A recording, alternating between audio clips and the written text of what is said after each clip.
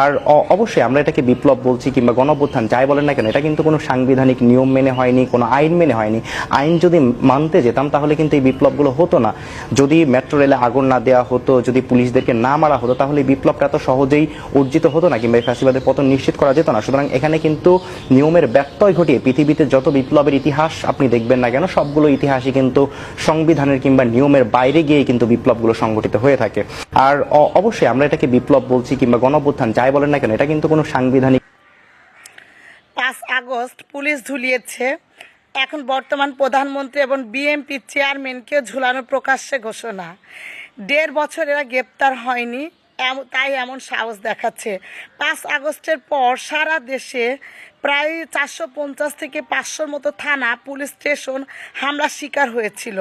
এগুলো ভাঙচুর, আগুনে পুড়ে যাওয়ার মতো লুটপাটের ঘটনা ছিল, গণ্য করা হয়েছে। সবই পরিকল্পিত ছিল। এদের নাশকতা পরিকল্পনা করে রাস্তায় নেমেছিল, হাসিনাকে খুন করার পরিকল্পনা ছিল। কোটা আন্দোলন ছিল একটা বাহানো মাত্র, সত্যের মৃত্যু নাই।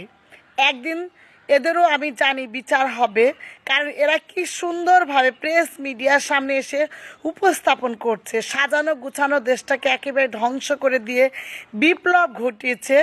হ্যাঁ, আবার কি সুন্দর বুক ফুলিয়ে এই ধরনের কথাগুলা প্রকাশ্যে বলছে। পুলিশ হত্যা, অস্ত্র লুট, অগ্নিসংযোগ, মব লুট, সাধারণ জনগণকে হত্যা, রাজনৈতিক হত্যা, মামলা, অত্যাচার, ধর্ষণ যে এরা করেছে তা এরা স্বীকার করছে প্রকাশ্যে। আর এগুলো হুকুম দাতা জামাত, 6 সমন্বয়ক, শিবির, ব্যারিস্টার ফুয়াদ, ইউনুস, আসিফ নজরুল, রেজওয়ান, আদিল, এদের বিচার যদি বিএনপি না করে, অবশ্যই বাংলার জনগণের কাছে বিএনপি নামক দলটিও প্রশ্নবিদ্ধ থেকে যাবে এবং জনগণের কাছে বিএনপি নামক দলটিও কি বলবো, জঘন্য সৃষ্টি হবে।